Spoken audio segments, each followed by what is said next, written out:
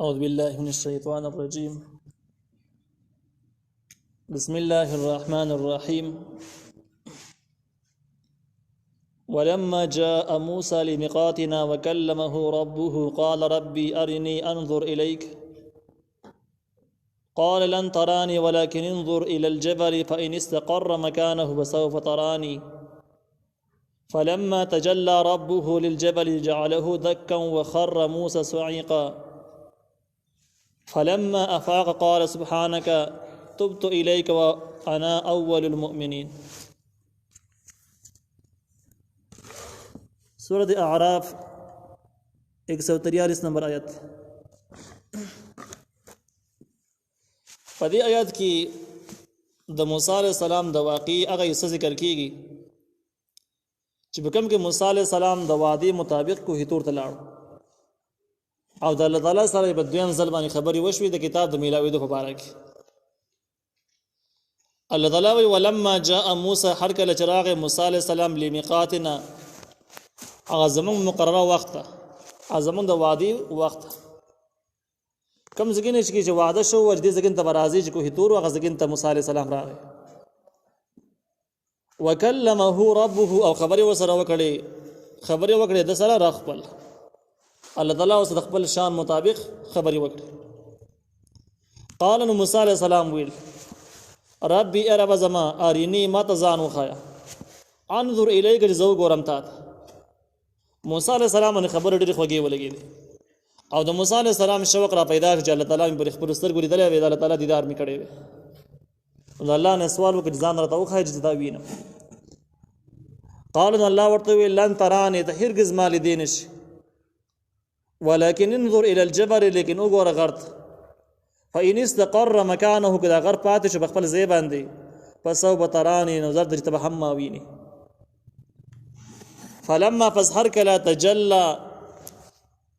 شیخ خپل نور اخودو ربه رب ددو للجبل غرت جعله نوی ګرځاو دا غر دکن ریزا وخر موسی صعيقا پریوت موسی علیہ السلام بیهوش. دا د الفاظ ترجمه د دې زپوري په دې ځکه کې الله تعالی نه موسی علیہ السلام سوال کړي چې ځان راته وخه چې دی وینم. د موسی علیہ السلام شوق او محبت دا و چې الله تعالی په خپل سترګو ویني لیکن په دنیوي سترګو کې هغه طاقت نشته چې په کوم سترګې د الله تعالی لیدل برداشت کړي دا نشي کېدی. نو په دې وجه باندې لن تراني معنا دا ده چې هرګز ته ما نشي لیدلی په دنیوي سترګو باندې په دې سترګو باندې ما لیدلی نشي. اوس دا د چې په دنیا کې الله تعالی په دې سترګو لیدل دا ممکن نه دي او دا مسلم شریف د روایت نه هم ثابت دي چې هیڅ څوک په دې سترګو باندې رب لیدې نشي تر مرګ د وخت پورې. اوس دا مسله در سړی کله وفات شي د مرګ نه وروسته په قیامت کې الله تعالی لیدلی شي که نشي لیدلی ممکن ده او که نه ده دا مسله شو. نو په دې باره کې د رسول الله صلی الله علیه وسلم نه متواتر روایتو کې ثابت ده چې خلک به خپل رب ویني او داسې به یې صحابه کرامو تپوس هم وکړي چې څنګه به یې په دې کې به ټیل کېږي که نه به کېږي زور به کېږي که نه به. نبي علیه السلام ورته وویل چې که تاسو لسمې سپوږمۍ څه کوئ په دې کې ټیل ته ضرورت یې نه وي. هر سړی خپل ځای باندې ولاړي او سپوږمۍ یې دغسې به تاسو خپل رب وینئ خپل ځای باندې به ولاړ یا الله به وینئ. دغه متواتر روایتونه معلومیږي چې قیامت کې د الله تعالی لیدل دا ممکن دي. ځینې خلک به ویني کم خلک به ویني کم چې دخول اولی سره جنت ته داخل شوي دي هغه جهنم کې سزا تیرولو لپاره جهنم ته لېږلی شوي خلک نه دی. نو روایاتو کې دي چې کله الله تعالی خلک جنت ته داخل کی ډایرک کم چې شهیدان دي بزرگان دي پیغمبران دي نیکان خلک دي چې هغه جهنم ته تلل بیخي نشته. نو چې کله جنت کې د تمام نعمتونه الله ورکړي بیا به ته پوښتنه وکړي چې څه شي حکم نه دی چې تاسو الله غواړي احساس یې کوي تاسو ته ملو شوی نه. نو دغه مخلوق وړه په عاجزۍ سره الله تعالی شکریا ادا کړي چې الله هغه څه راکړي د زم په تصور کې هم نو دا غینه کم څه زم په تصور کې پراته دا غینه ډېر سره کړو د دې نه اخو زم تصور نور کار نه کوي چې موږ وغواړو. نو الله تعالی تر نو پیغام راشي چې نه یو شی شته یو سشتا تاسو هغه نعمت تاسو حاصل کړئ دا تیر نعمتونه بدن نه استید شي. لغینه بعد یو فرشتہ راشي आवाज وکړي چې ما بس راځي جنتیانو باغی بس روان شي د جنت کې یو عام بیابان ځنګل ته خلک جمع شي او دغه ځګن کې به الله تعالی دې خپل ځان وخی دی خپل رب ویني او چې کله دا رب ویني نو واپس چې راشي د دې خلکو جنتیانو حسن کې بام 100 زره چون د سیواوال راغلی او ډیر زیات به خوشاله پاغي باندې دغه واقعیت او روایتونه پته لګي چې دا رب لیدل ممکن دی په قیامت کې دا د اهل سنت والجماعت مستند عقیده ده چې په قیامت کې به ځینې خلک خپل رب ویني او ځینې خلکونه به ځینې خلک به محروم پاتې کېږي کم خلک جهنم ته تري سزا دی راول د پاره هلته به لمبو کې پراته سزا ته رہی بیا په قلاره باندې راځي هغوی نه به دا موقع میس شي هغوی ته به دا موقع پر اسماني ورنشي نو دا زموږ د اهل سنت والجماعت عقیده ده چې په آخرت کې لیدل ممکن دي معتزله او خوارج چې کوم دي د دې آیات د ظاهر نه دلیل نیسي چې الله تعالی ویلي دي چې لن تراني ته هرګز ما لیدی نشي نو ویل دې معنی دا ده چې په قیامت کې هم نشي لیدی نو هغوی د قیامت کې د الله تعالی دیدار نه او لیدلو نه بیخي منکر دي دغه خلک چې کوم دي باطله معنی دي دا فرق باطله دي د دې آیات غلط استدلال کوي غلط ترجمانی کوي د دې معنی دا د جلان تران ته هرگز ماری دی نشي په دنیا کې تفسیر بین القرآن لیکلي ذکر کړی دي چې لن ترانی وایو لن اورای ونه وایو چې هرگز نه لري دی کوم د څه ونه ویل وای دا دغه حکمت ته په اشاره ده چې په دنیا کې مې نشي لیدل البته قیامت کې مالی دلش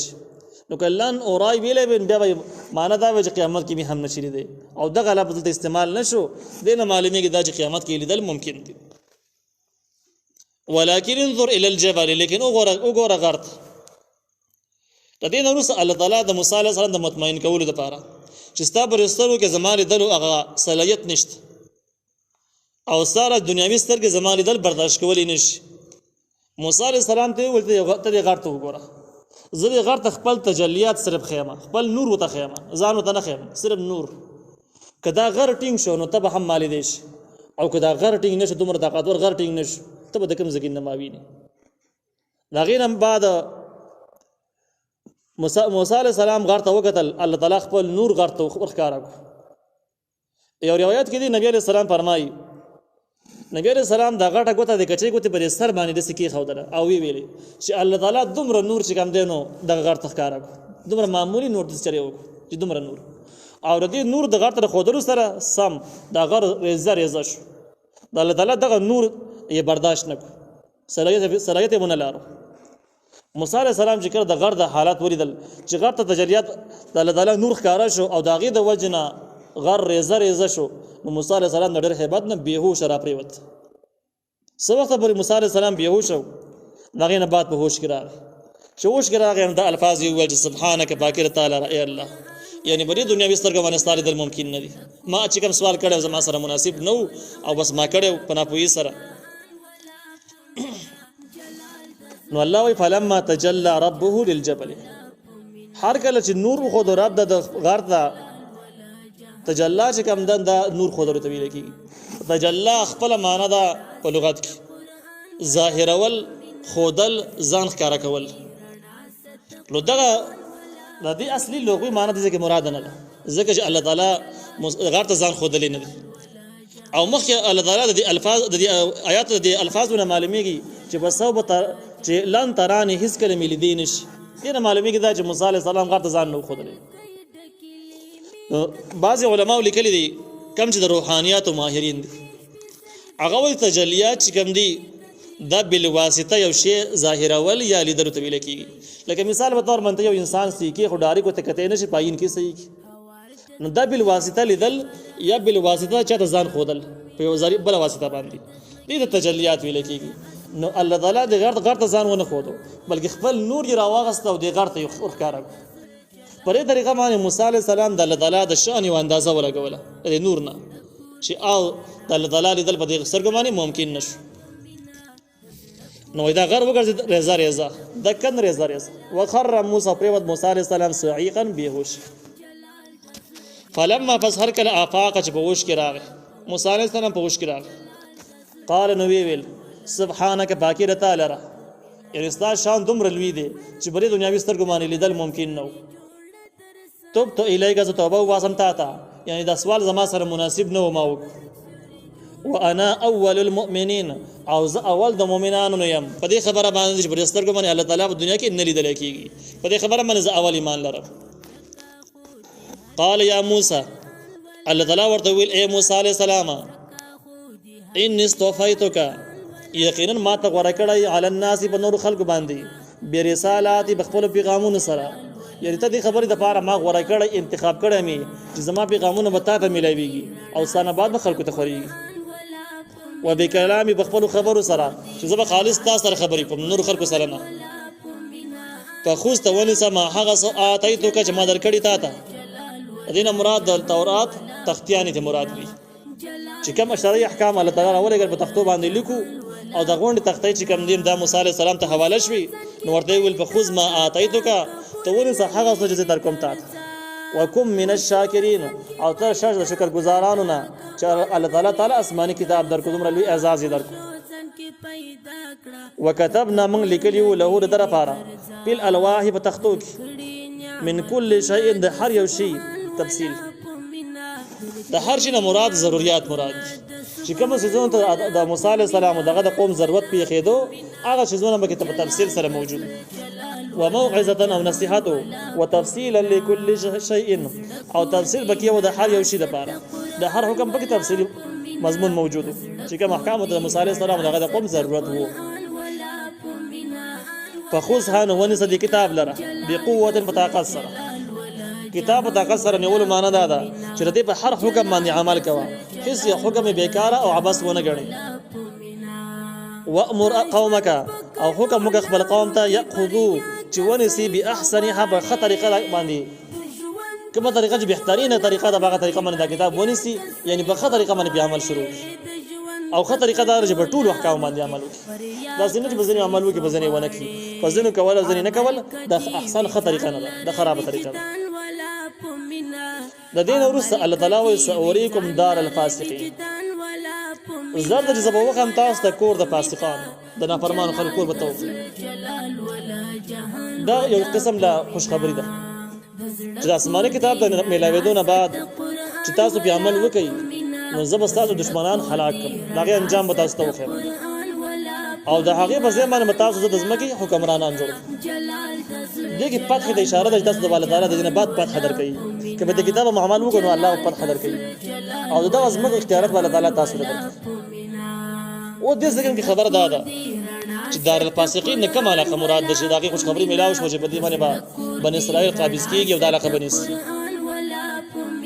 یو قول پکې دا ده چې د دې نه مراد د مصر او د شام د دواړو ملکونو ځمکه ده مراد چا دا ویل چې دې نه صرف د شام ځمکه مراد د اختلاف په دې بنیاد باندې پیدا شوی دی چې اصل کې بحث په دې موضوع کې د چې کله موسی علیه السلام په دریای نیل باندې پورې وت بني اسرائیل ځان سره واړول فرعونیان ټول هلاک شو د هغې نه بعد بني اسرائیل چېرته لاړو مصر ته راواپس شو لکه څنګه چې مخکې در شوي ده چې دا ځمکه الله تعالی نیکانو خلکو ته په لاس میراث کې ورکوي د هغه آیات په رڼا کې بني اسرائیل مصر ته راغله مصر خاوره باندې قابض شو که نه په شام کې پاتې شو دویمه دا ده